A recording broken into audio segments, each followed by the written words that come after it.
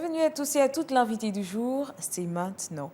Nous avons l'honneur de recevoir un artiste qui a transformé son amour pour la musique en une véritable vocation. Après avoir été influencé par des légendes de la rumba, du zouk et de l'afropop, il s'est lancé, affrontant timidité et doute, pour monter sur scène. Ses débuts, marqués par l'ère du Covid, l'ont révélé au grand public grâce à ses interprétations remarquables sur les réseaux sociaux. Il a depuis posé sa marque avec un style bien à lui, l'Afro-Love Fusion, un mélange envoûtant de rumba, de rythme gabonais et de R&B, un son unique qui célèbre l'amour sous toutes ses formes, comme en témoigne son premier EP, Le Bambou Chinois. Et il s'agit de Jeff M. Soyez le bienvenu sur ce plateau. Merci. C'est un plaisir de vous recevoir. Alors, tout d'abord, je le disais, vous êtes un artiste, mais avant, vous étiez mélomane. Qu'est-ce qui a été le déclic, le moment où vous avez décidé de passer de simple auditeur à chanteur-interprète? Merci beaucoup. C'est tout un voyage, en fait. J'ai toujours aimé la musique et effectivement, j'ai été influencé par les artistes que vous avez cités. Et après, je me suis dit, pourquoi ne pas moi-même essayer de faire comme eux, de monter sur les scènes. Mon amour pour la musique était tel que je me suis laissé tenter par cette aventure. Et c'est ce qui a amené ce que vous avez raconté par la suite. Très bien. Alors, je le disais tout à l'heure, hein, vous citez des grands noms comme Fally Ipupa, Koffi Olomide, Mewé, Flavour et ici au Gabon, Serge Niga. Qu'avez-vous puisé de leur musique qui a nourri votre propre style? C'est incontestablement la tendresse, c'est-à-dire l'expression de l'amour derrière leur art. C'est exactement ça. L'expression de l'amour derrière leur art. Alors, vous racontez que vous avez dû faire face, on le disait brièvement tout à l'heure, à votre timidité et aux doutes de votre entourage et même à vos propres doutes. C'est une épreuve que beaucoup d'artistes connaissent malheureusement, je dirais. Comment avez-vous réussi à vous en libérer et surtout à vous lancer sur scène? Ah, c'est pas très évident parce que en ce qui concerne la timidité, c'est un trait de caractère chez moi, hein, naturel. J'ai dû surmonter parce que et c'est l'intention derrière cet EP, c'est-à-dire arriver malgré tout, malgré tous les obstacles, à faire quelque chose qui vaille dans la vie. C'est pas très évident souvent. Et moi, j'ai dû faire pas à pas pour justement arriver au point où j'en suis, c'est-à-dire à m'exprimer en public et puis à produire quelque chose qui, j'espère, sera apprécié par le public. Très bien. Vous vous êtes laissé, on va dire, guider par la passion. Exactement. Vous avez lâché prise. Exactement. C'est le mot qu'il faut. Très bien. Alors, la période du Covid, si difficile pour beaucoup, a été pour vous un tremplin grâce à vos vidéos sur les réseaux sociaux. Comment cette période a-t-elle transformé votre rapport à la musique et au public? Oui, c'est une leçon en principe que cette période de Covid devait donner à chacun d'entre nous. Parce que c'était censé être une sorte de blackout général, hein, c'est-à-dire qu'on ne devait plus rien faire du tout. Et moi, pour ma part, ça avait mis un frein à mes élans, parce que je faisais des prestations à gauche et à droite. Mais en y réfléchissant bien, j'ai commencé à faire des vidéos que je postais dans les réseaux sociaux et qui m'ont assuré une certaine visibilité. Et du coup, j'ai compris que plutôt que d'être un frein, cette période était plutôt une opportunité. Effectivement. Voilà. Et vous avez commencé naturellement à vous lancer, à faire des vidéos où vous chantiez? Exactement, j'interprétais les morceaux d'artistes connus et ça m'a valu quand même quelques très bons retours. Très bien. Alors, vous avez donné justement un style à tout ça, ou du moins un nom à votre style, l'Afro-Love Fusion. Expliquez-nous ce concept. Qu'est-ce que ce mélange de rumba, de rythme gabonais et de R&B apporte de nouveau ou d'unique?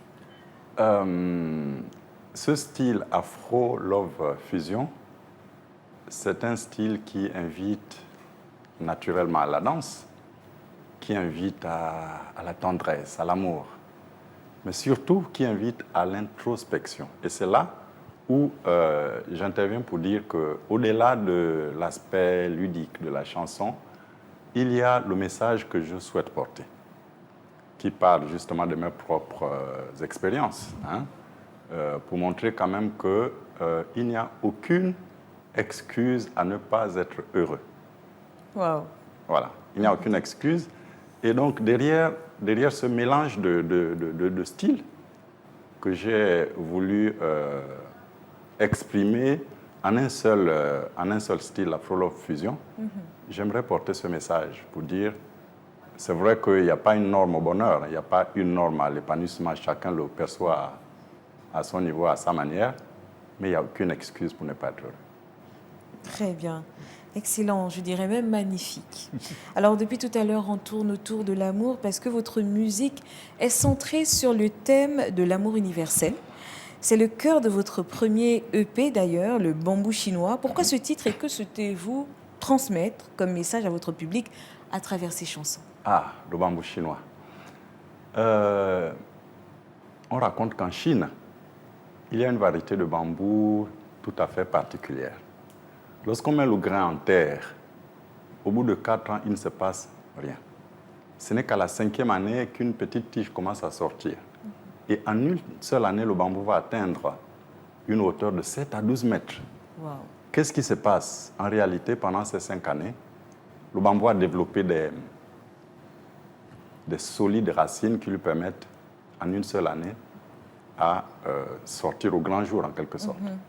Et l'histoire du bambou chinois nous apprend que dans la vie, ce n'est pas parce que les résultats tardent à venir comme conséquence de nos efforts qu'il faut renoncer.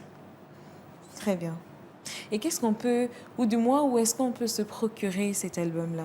Alors, cet album est disponible dans les plateformes de streaming, mais vous savez que c'est des moyens qui sont très peu utilisés chez nous. Et donc, mon équipe et moi avons décidé de faire la vente directe, comme à l'époque. Et il est disponible dans la commune de Vendo, pour le moment, des kiosques à journaux au Carrefour Sni et à la station Pétro. Voilà, pour le moment. Très bien. Et puis, vous avez participé 2 fois à l'émission Success on Live sur Gabon Première. Comment ces performances ont-elles boosté votre visibilité et votre carrière? Oui, bien sûr. Passer à Gabon Première comme à Gabon Télévision, c'est une opportunité que j'ai appréciée. Comme à Gabon 24. Oui. Que j'ai appréciée. Et à partir de là, j'ai eu une audience qui passait de celle des réseaux sociaux à une audience nationale, vous imaginez. Et ça me faisait un peu chaud au corps que les gens m'arrêtent dans la route pour me dire « Tiens, c'est vous qu'on a vu à la télé ». C'était nouveau? Exactement, je n'étais pas très habitué. Et ça vous a fait quand même un peu du bien? Ça... Bien sûr, bien sûr. Vous êtes senti différent? Bien sûr, parce que ça précédait la sortie de l'album. Et je crois que ça m'a aidé un petit peu. J'attends davantage, mais ça m'a aidé un petit peu. Super. Et quels sont vos projets pour les mois à venir? Est-ce que nous pouvons nous attendre à de nouveaux titres ou un album complet? De nouveaux titres. Vous savez, lorsque j'ai sorti cet EP de 4 titres, j'avais la possibilité d'en proposer 20, très sincèrement. Mais il y a, comment on appelle, la dictature des moyens qui se pose à chaque artiste. Du coup, j'ai dû me contenter de ces 4. C'est juste pour répondre à votre question en disant que je suis prêt à condition que le public m'accompagne en se procurant l'album. Et à partir de ce moment, je serai prêt à sortir même autant d'albums que possible. Voilà. Alors, nous sommes arrivés quasiment à la fin de notre émission. Pour terminer, quel conseil donnerez-vous à un jeune artiste gabonais qui, comme vous, il y a quelques années, était encore freiné par le doute et la timidité? Se jeter à l'eau. Se jeter à l'eau. C'est tout ce que je peux dire, se jeter à l'eau. Parce que il y a personne ni rien qui vous aidera à obtenir ce que vous souhaitez dans la vie. Vous savez. Ce que j'ai toujours pensé et que j'ai fini par découvrir, c'est que lorsque vous regardez le miroir, si l'image que le miroir vous renvoie vous déplaît, sachez et acceptez d'abord que vous l'avez créée, cette image. Et si c'est le cas, vous pouvez la transformer. Effectivement. Voilà. C'est excellent. Alors, je ne laisse jamais partir un artiste du plateau, surtout si on a un chanteur, sans un petit acapella. Donc, je vais vous demander de faire rapidement un petit acapella pour terminer cette émission en beauté. Nous vous écoutons. Merci beaucoup. itonda sebia oremantina nawe ipikilisa mise nawe ozange winkumbe hibanga wepanga mie gupikilio ninyo yombwiriwe oremiwami. Excellent, je vais applaudir. Magnifique. Merci. Et je souligne très rapidement que là, vous chantiez en mienais, c'est En bien mienais, cela. oui. Mais vous chantez aussi en anglais, vous chantez en lingala. Exactement. C'est excellent. Exactement. Merci beaucoup. Merci. Nous remercions chaleureusement Jeff M pour ce moment d'exception, son parcours qui nous montre comment la passion et le travail peuvent transformer l'incertitude en succès. C'est une source d'inspiration pour nous tous, je le pense. Comme l'a si bien dit le célèbre auteur Victor Hugo, la musique exprime ce qui ne peut être dit et sur quoi il est impossible de rester silencieux. C'est sur ces mots que je vous dis à très vite pour un nouveau numéro de l'invité du jour. En attendant, bonne suite de programme sur Gabon 24.